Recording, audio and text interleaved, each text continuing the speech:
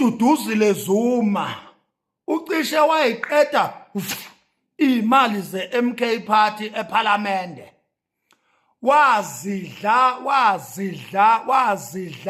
wacishe wayiqeda uDuduzile Zuma. uDuduzile Zuma akazwani nobaba uJacob Zuma ugedle ihlekisa umsholozi okuwubaba wakhe.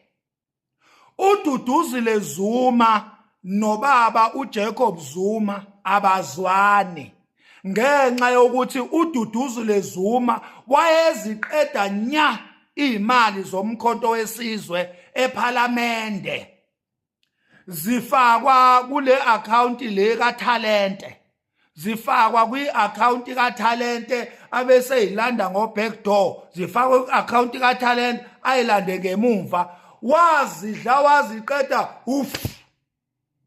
uDuduzile Zuma imali ze-MK ePhalamende.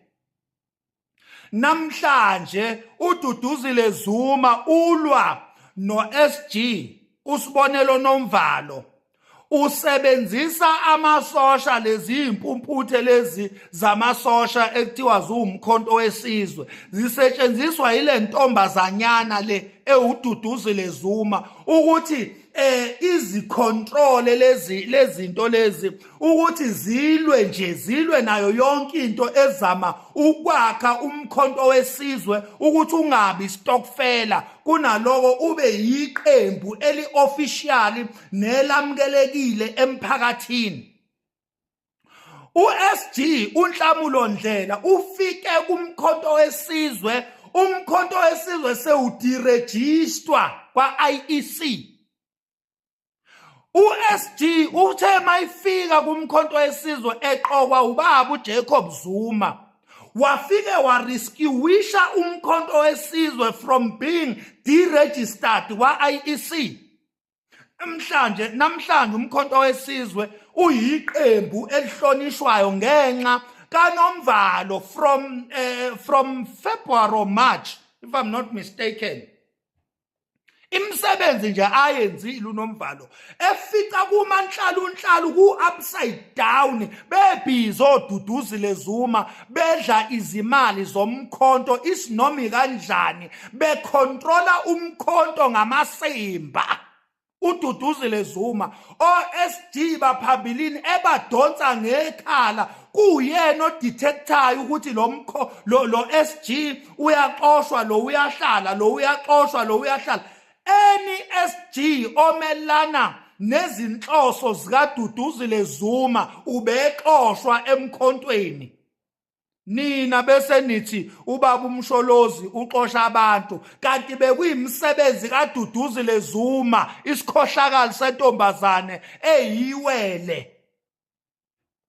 Siyabonga Duduzane mfowethu ukuthi ubile insizwa, awuzange ulithathe isayidi likadadewenu, awuyanga ngokuthi iwele lakho, kodwa ubile insizwa mfowethu, walimela iqiniso Duduzane.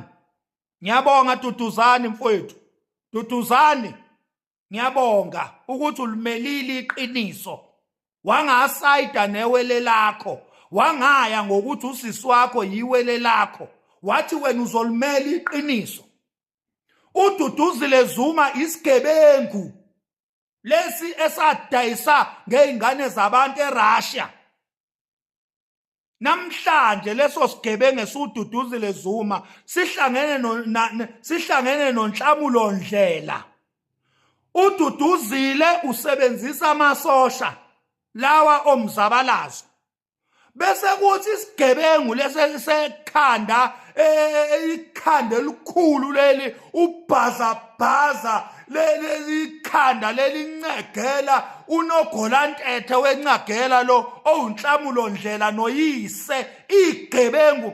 Uyise kaNhlamulo Ndlela iphara isigebengu isigila mkhuba ibhantiti leli eluyise kaNhlamulo Ndlela lihlangene nendodana yalo uNhlamulo Ndlela. Kulwiswa uNomvalo, uyalwiswa uSG uSibonelo Nomvalo, ulwiswa uNhlamulo Ndlela noDuduzile Zuma uDuduzile Zuma usebenzisa amasosha omkhonto. uNhlamulo Ndlela usebenzisa iSunday Times, iphephandaba. Kukhona nalo mama lo kwalo mama lo mfazana lo oyekade ebhizi exoxa umlando la exoxa umlando wamasimba la kuba socials. Lo mama lo ukhanyisile uhlangene noNhlamulo Ndlela njengoba ngikhuluma lo mama uyi-MP njengoba ngikhuluma kumele axoshwe lo mama lo mfazi loyo kumele axoshwe lapha eParliament.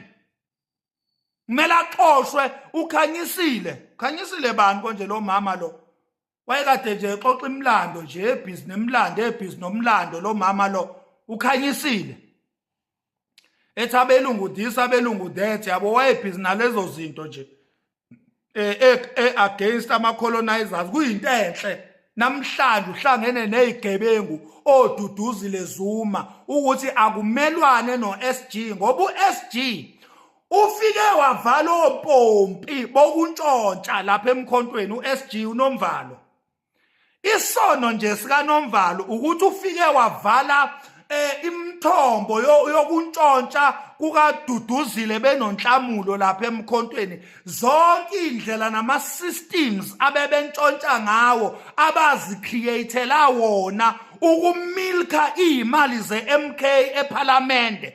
uNomvalo usibonela u-SG ufike wavala thaqa isono sakhe-ke leso njengoba ubona lezi statement nje namhlanje sekuthiwa uphucwa amandla khona into esibizwa ngokuthi i-strategic presidential team.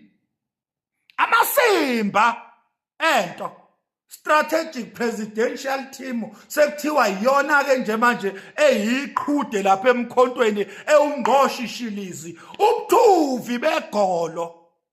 Yini yona lo masimba lawo? Yini njalo imikhuba kaDuduzile Zuma noNhlamulo Ndlela? Amasimba abantu lezi nje zaxoshwa emkhontweni zibhizi zifighter back. Uyabona nje le ncwadi le ncwadi le ekuthiwa u-SG manje uphucwa wonke amandla. Sekukhona into ebizwa nge-strategic presidential team.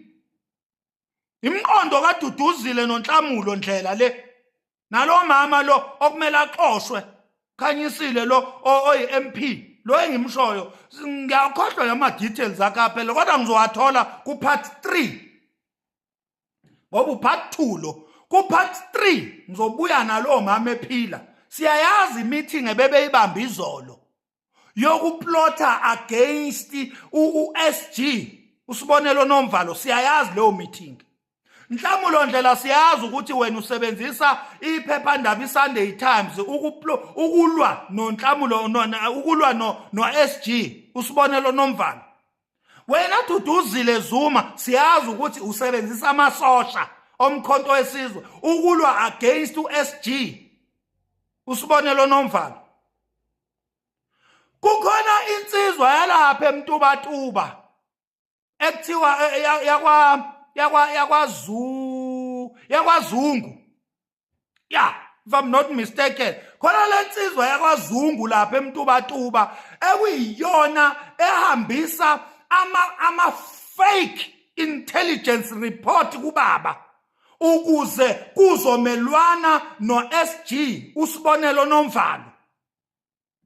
Le nsizwa le ekuthiwa yakwaZungu ehambisa ama-fake intelligence report isebenzisa noma isebenzisana nalo oyi-head of presidency wakaMbambo. Le ndoda le yakaMbambo ewu-advisor kababa eyi-head of president iyona evula okhiye ukuthi lezi gilamkhuba ifinyelele kubaba ziyomsayinisa amasimba. Ingakho-ke sithi amandla ka-SG sibonelo Nomvalo awabuyele kuye njengoba enjalo